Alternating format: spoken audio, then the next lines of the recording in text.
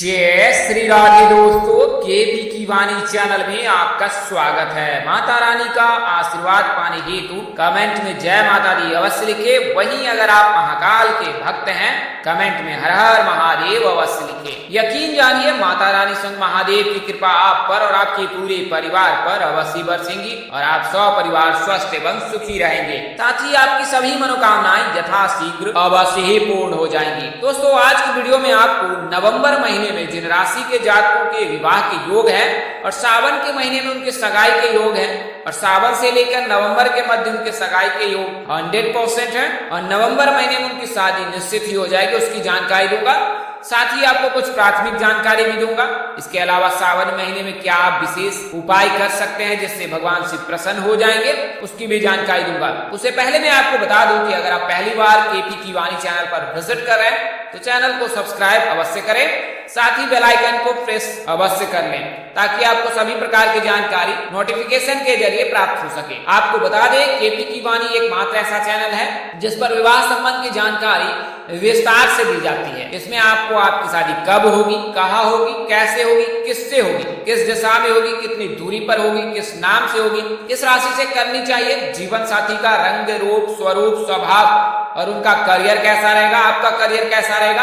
अगर आप love marriage करना चाहते हैं तो माता पिता की सहमति मिलेगी कि नहीं मिलेगी, ससुराल में घर द्वार कैसा होगा, पति का कारोबार होगा या पति सरकारी नौकरी वाला होगा या निजी कंपनी में कार्यरत होगा यानी प्राइवेट नौकरी वाला होगा, बताऊंगा कि कैसे उनका भविष्य रहने वाला है। संतान योग में किस प्रकार के ग्रह उपस्थित हैं उसके आधार पर संतान की भी जानकारी दूंगा। सास ससुर के बारे में भी बताऊंगा कि उनका स्वभाव कैसा रहने वाला है।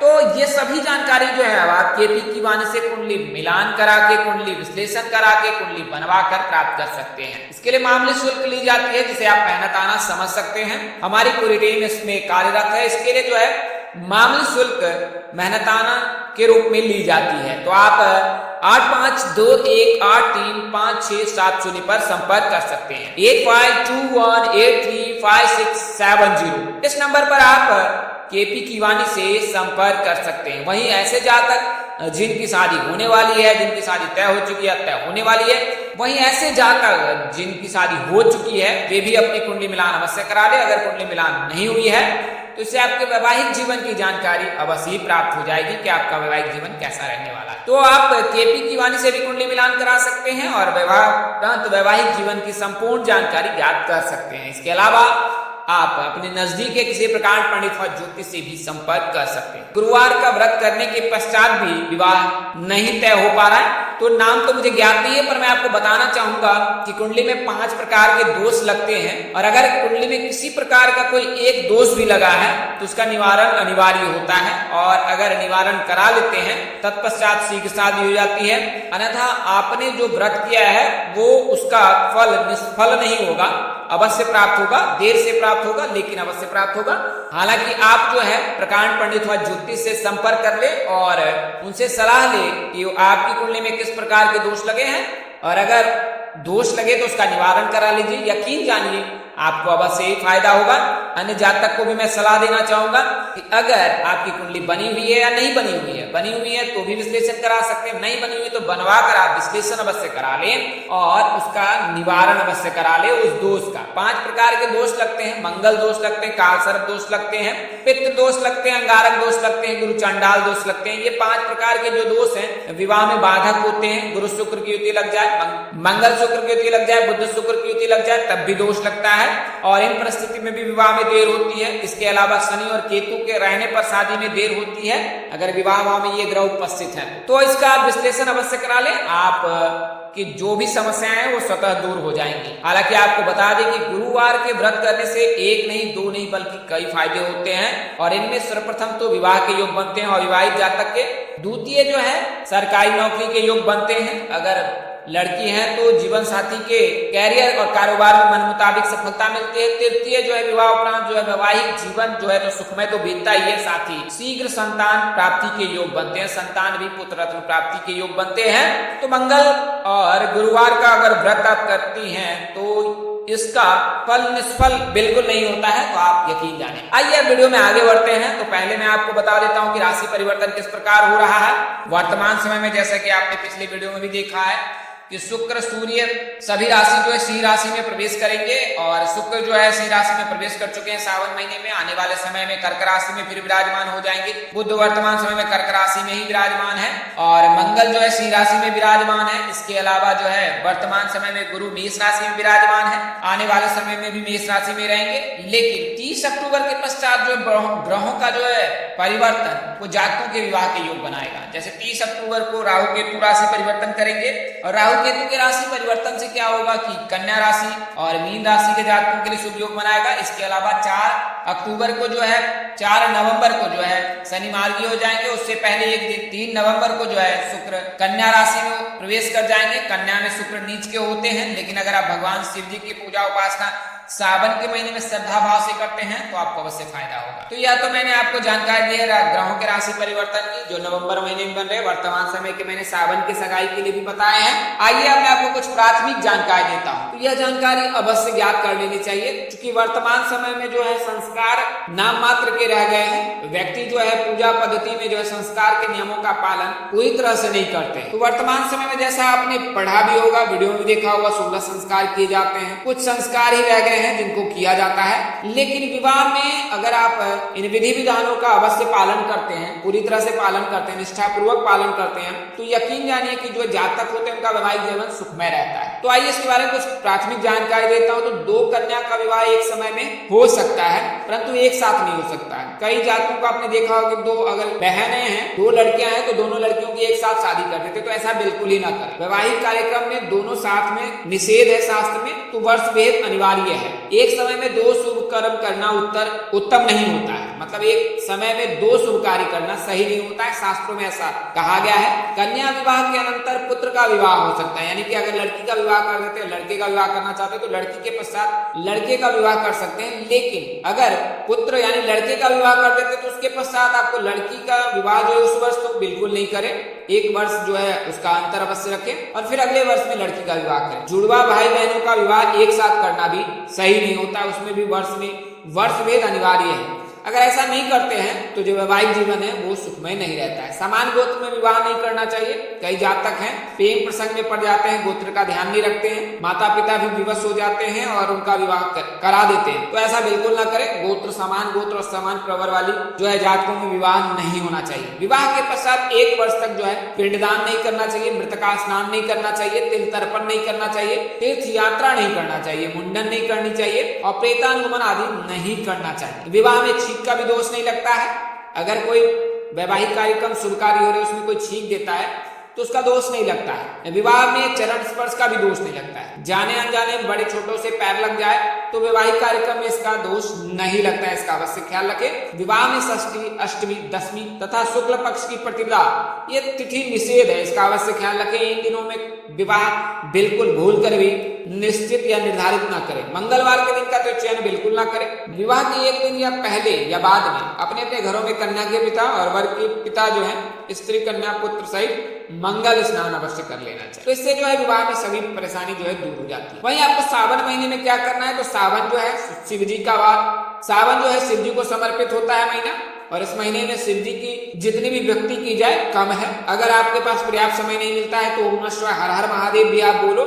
नाम मात्र स्मरण से भी जो है सभी प्रकार के जो दुख संकट है दूर हो जाते हैं। तो आप महादेव का स्मरण करें सावन के महीने में अगर पर्याप्त समय नहीं मिलता है। लेकिन मैं सलाह दूंगा कि स्नान ध्यान करने के पश्चात अंजलि से भी जो है आप जल का अर्घ दे सकते हैं। अगर आपके पास पर्याप्त समय नहीं है, अंजलि यानी हथेली में जल ले ले, ओम नमः शिवाय मंत्र करके पंचाक्षरी मंत्र का जो है जाप करके और मंत्र का जाप करते हुए जल का अर्घ दे दे, भगवान शिव का अभिषेक कर ले, भगवान शिव से भी स्वीकार कर लेंगे। हालांकि मंत्रोच्चारण तेज ध्वनि में नहीं करनी चाहिए। मंत्रोच्चारण का यही नियम है कि मंत्र जब उच्चारण करे तो किसी को भी ध्यान और सुनाई न दे, इसका अवश्य ध्यान रखें। तो लड़के जो है जल में अगर विवाह हेतु आप विवाह करना चाहते हैं, लड़के हैं और विवाह में देरी हो रही है, तो जल में काले तिल मिलाकर, गंगा जल मिलाकर, बिलपत्र मिलाकर जो है रोजाना शिवलिंग पर अर्घ दें और सोमवार का व्रत अवश्य करें। सोमवार के व्रत जो है स्त्री पुरुष दोनों कर सकते हैं, लड़के और लड़कियां दोनों कर सकते हैं, विवाहित स्त्रियां भी कर सकते हैं और विवाहित लड़के भी कर सकते हैं। तो इससे शीघ्र विवाह के योग बनने लगते हैं, क्योंकि अगर आप शिव जी की पूजा करते हो तो शुक्र मजबूत होता है और जब शुक्र मजबूत हो जाए तो फिर शादी हो ही जाती है। तो आप जल में गंगा जल अगर उपलब्ध है तो गंगा जल, अगर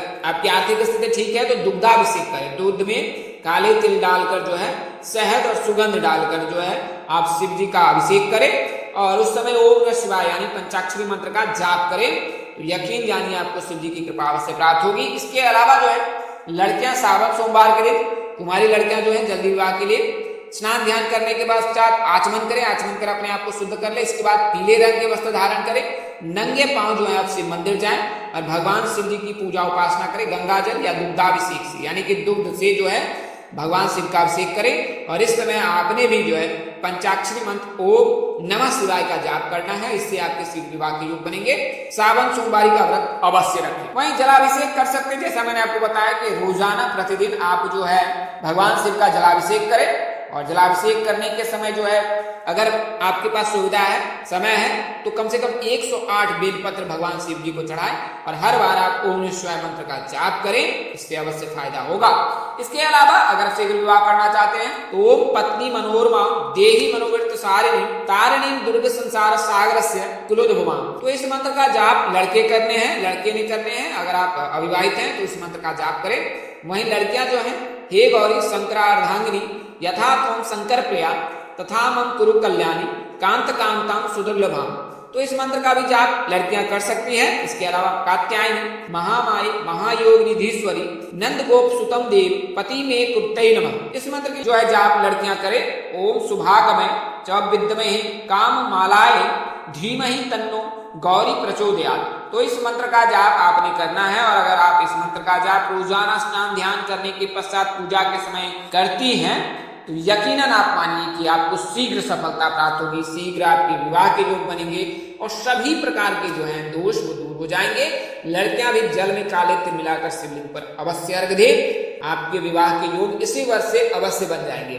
आइए मैं आपको उन 5 राशियों के बारे में बता देता हूँ। तो गुरु के राशि परिवर्तन से मेष राशि के जातकों के विवाह के योग बनेंगे, जैसा कि मैंने अन्य वीडियो में बताया है। नए व्यूवर्स के लिए मैं बता दूं कि मेष राशि के जो जातक होते हैं वो थोड़े, उनके राशि स्वामी मंगल होते हैं तो थोड़े जिद्दी स्वभाव के होते हैं, अपने काम में रुचि रखने वाले होते हैं, लेकिन दिल के बहुत नेक होते हैं। तो अगर आप मेष राशि के जातक हैं तो आपके विवाह के योग भी बनेंगे गुरु के राशि परिवर्तन से। न केवल नवंबर में बल्कि 1 मई 2024 तक योग है आपके लिए।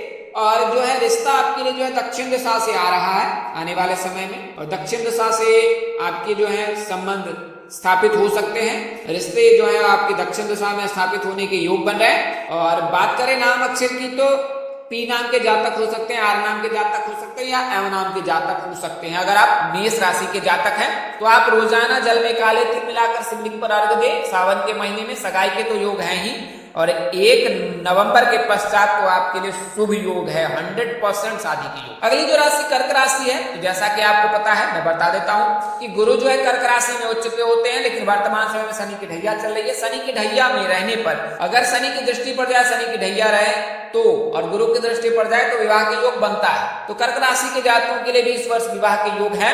इनका नाम अक्षर ह से शुरू होता है। अगर आप कर्क राशि के जातक हैं, लड़कियां हैं, तो गुरुवार का व्रत अवश्य करें। वर्तमान समय में तो आप शिव जी की पूजा करें। जो सृष्टि के रचयिता है उनके शरण चरण में रहिए, आपका भी कल्याण होगा और इससे जो है आपके परिवार में भी जो प्रकार की परेशानी है वो भी दूर हो जाएगी। तो शिव जी की पूजा उपासना अवश्य करें। सोमवार के दिन जो है आप यथाशक्ति तथा भक्ति भाव से जो है आप दान करें। आप दान में चावल का दान कर सकते हैं, दूध का दान कर सकते हैं, इन चीजों का दान करें तो आपके जो है सभी काम बन जाएंगे बिगड़े, क्योंकि आपके आराध्य देव जो है भगवान शिव जी है। राशि स्वामी चंद्रमा है। चंद्रमा के मजबूत होने से आपको मन मुताबिक जीवन साथी मिलेगा। इसके अलावा कन्या राशि है, चूंकि कन्या में शुक्र का गोचर होगा तो कन्या राशि के जातकों के लिए भी योग बनेगा। कन्या राशि के जातक में चूंकि शुक्र नीच के होते हैं, इसके लिए इनके विवाह में देर होती है और 27 वर्ष के पश्चात ही विवाह के योग बनते हैं। कुंडली में अगर ग्रह दशा अनुकूल रहती है तो फिर शादी शीघ्र हो जाती है, अन्यथा इनको इंतजार करना पड़ता है। तो कन्या राशि के जातकों के उत्तर और दक्षिण दिशा से विवाह के योग बन रहे हैं, यानी कि उत्तर या दक्षिण दिशा में आपकी शादी हो सकती है। तो अगर आप कन्या राशि के जातक हैं तो शिव जी की पूजा उपासना करें, श्रावण सोमवार का व्रत रखें। एस नाम के जातक, जी नाम के जातक, ए नाम के जातक, आर नाम के जातक के साथ परिणय सूत्र में बन सकते हैं। अगली जो राशि है वो तुला राशि है। तुला राशि जैसा मैंने आपको बताया जीवन साथी के भाव में जो है विराजमान है गुरु, इसके चलते तुला राशि के जातकों के लिए शुभ योग बन रहा है। इनके राशि स्वामी शुक्र है और जब शुक्र राशि परिवर्तन करेंगे तो न केवल नवंबर महीने में बल्कि दिसंबर महीने में भी विवाह के योग है तुला राशि। और शादी जो है दक्षिण दिशा में होने के प्रबल योग है, पश्चिम दिशा में होने के प्रबल है। इन दोनों दिशाओं में से किसी एक दिशा में हो सकती है। नाम अक्षर के बारे में बताएं तो एस नाम के जातक, जी नाम के जातक, एम नाम के जातक और पी नाम के जातक के साथ आपके परिणय सूत्र में बदलने के योग बन रहे हैं। सिंह राशि के जातकों से विवाह करना आपके लिए श्रेष्ठकर होगा। बात करें अगली राशि की तो अगली और अंतिम जो राशि है मीन राशि है, धनु राशि, दोनों ही राशि के जो राशि स्वामी है वो गुरु है। आराध्य जो है भगवान श्री विष्णु जी है। इनके लिए भाग्यशाली रंग इनका पीला ही होता है। तो अगर आप विष्णु जी के भक्त हैं तो आपकी सभी मनोकामनाएं अवश्य ही पूरी होंगी। राशि के जातकों के लिए शुभ योग है जब राहु का गोचर होगा इनकी लग्न भाव में तब जाकर। तो आज के लिए इतना ही, अगले वीडियो में फिर मिलेंगे, तब तक के लिए मुझे इजाजत दे। आप जहां रहे मस्त रहे, स्वस्थ रहे, व्यस्त रहे, माता रानी का सिंह कृपा पर बरसती रहे। परमपिता परमेश्वर आपको सद्बुद्धि सत्मार्ग और आगे बढ़ने की शक्ति दे। नमस्कार, जय श्री राम दोस्तों, जय श्री कृष्णा, जय माता दी।